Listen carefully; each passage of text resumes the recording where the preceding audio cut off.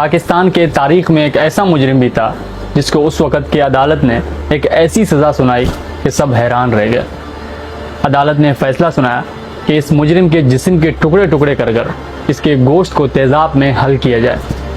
अब आप सोच रहे होंगे कि अदालत ऐसा फैसला क्यों सुनाएगी, क्योंकि नॉर्मली हम देखते हैं अदालत फैसला सुनाती है फांसी की या सज़ाए मौत की, लेकिन ऐसी ख़तरनाक सज़ा अदालत आखिर क्यों सुनाएगी।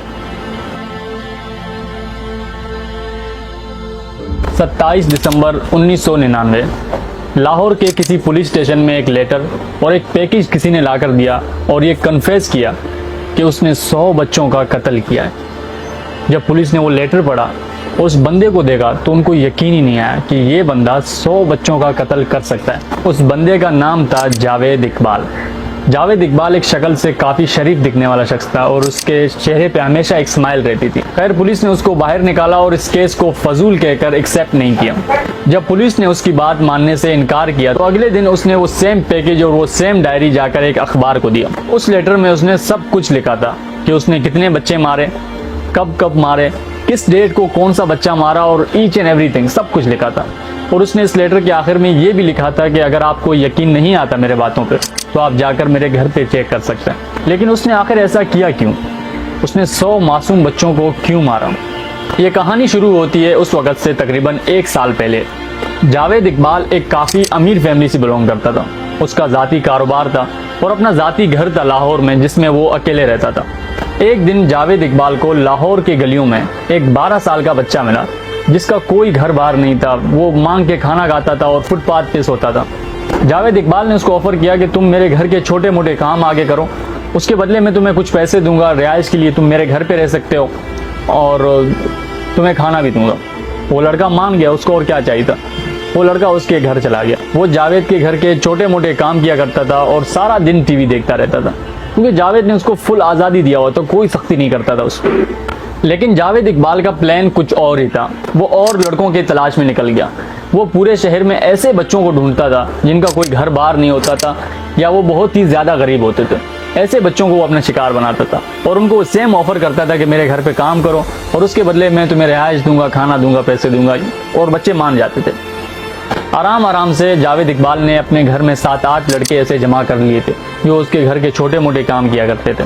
इतने सारे बच्चों का एक घर में आना जाना मोहल्ले वालों को भी अजीब लगने लगा। लोग इसके बारे में अजीब व गरीब बातें करने लगे और एक अफवाह सी फैल गई कि इस घर में कुछ ना कुछ तो गलत हो रहा है। आखिरकार एक दिन इलाके के लोगों ने फैसला किया कि चलते हैं इसके घर पे और देखते हैं आखिर होता क्या है यहाँ पे। तो इलाके के कोई 100-150 लोग इकट्ठा हो गए और सब मिलकर इसके घर पे चले गए। सबने दरवाज़ा बजाना शुरू किया। जब काफ़ी देर तक किसी ने दरवाज़ा नहीं खोला तो लोगों ने दरवाज़ा तोड़ दिया और अंदर चले गए। जब उन्होंने बच्चों को देखा तो बच्चे काफ़ी डरे हुए थे। उनके चेहरे बता रहे थे कि कुछ ना कुछ तो इनके साथ गलत हुआ है। पहले तो बच्चों ने डर के मारे इनको कुछ भी नहीं बताया। आखिरकार इनको पता चला कि इन बच्चों के साथ वो ज्यादती करता था, 8 से 10 साल के बच्चों के साथ। अब पूरा मोहल्ला जावेद इकबाल के तलाश में निकल गया और जो लोग पहले से ही उसके घर में मौजूद थे उन्होंने जावेद इकबाल के घर की चीज़ों को तोड़ना शुरू किया। बहुत ढूंढने के बाद भी जब जावेद इकबाल का कुछ पता नहीं चला तो उनको किसी तरह उसके अब्बू के शॉप का एड्रेस पता चल गया। तो वो सारा हजूम गुस्से में उसके अब्बू के शॉप पे गया और बिना कुछ सोचे समझे उसके अब्बू और उसके भाई को मारना शुरू किया। पहले तो उन्होंने बहुत ज़्यादा मारा और उसके बाद उनको पुलिस स्टेशन लेकर गए। हालांकि जावेद इकबाल के अब्बू को इसके बारे में कुछ भी नहीं पता था और ना ही इसका दूर दूर तक इस केस से कोई लेना देना था, लेकिन फिर भी उसके अब्बू ने पुलिस का साथ दिया और किसी बहाने से उसने जावेद इकबाल को अपने पास बुलाया और फिर पुलिस ने उधर से उसको अरेस्ट कर दिया। अभी तक जावेद इकबाल ने किसी एक बच्चे का भी कत्ल नहीं किया था। खैर, अदालत ने उसको 6 महीने की सज़ा सुनाई। हालांकि देखा जाए तो ये 6 महीने बहुत ही कम थे।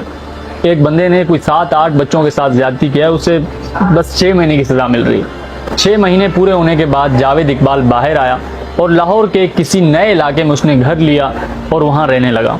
बाहर निकलने के कुछ टाइम तक तो जावेद इकबाल बिल्कुल सही था। आराम आराम से ये फिर अपने पुराने हरकतों की तरफ जाने लगा और इस बार 7 या 8 नहीं बल्कि 100 से भी ज़्यादा बच्चों को इसने अपने घर में रखा था। बच्चों को वो काम के बहाने से लाता था और उनके साथ भी ज्यादती करता था। और इस बार उन 100 लड़कों में से एक लड़का 15 साल का था और उसने जावेद इकबाल से बदला लेने का सोचा। एक दिन जावेद इकबाल अपने रूम में सो रहा था। वो लड़का आराम से उसके रूम में आया। जहां वो सोता था उसके ठीक ऊपर एक राइफल लटका रहता था। तो बच्चे ने वो राइफल उठाया और जोर जोर से उसके मुंह पे मारने लगा। इसकी वजह से उसका फेस का पूरा एक साइड डैमेज हो गया था और काफ़ी खून निकलने लगा था। जावेद इकबाल वहाँ से भागा और हॉस्पिटल चला गया। काफ़ी दिन तक वो हॉस्पिटल में एडमिट था और उसका इलाज चल रहा था। और इस बीच जावेद इकबाल के अम्मी का भी इंतकाल हो गया था। जावेद इकबाल इस कंडीशन में नहीं था कि वो उसके जनाजे में जा सके। खैर उसका इलाज कंप्लीट हुआ। जैसे ही वो वापसी अपने ज़िंदगी में आया तो उसने एक एक करके उन 100 बच्चों को मारना शुरू किया। उन बच्चों को वो मार कर उनके जिस्म के टुकड़े टुकड़े करता था और उन टुकड़ों को वो तेज़ाब में हल करता था, क्योंकि उसको लगता था कि इन बच्चों की वजह से मुझे 6 महीने की जेल हुई, मैं अपने वालदा के जनाजे पे नहीं जा सका, हॉस्पिटल में एडमिट रहा। तो उसके अंदर ये गुस्सा था, ये फ्रस्ट्रेशन था जो उसने इन बच्चों को मार कर उतारा।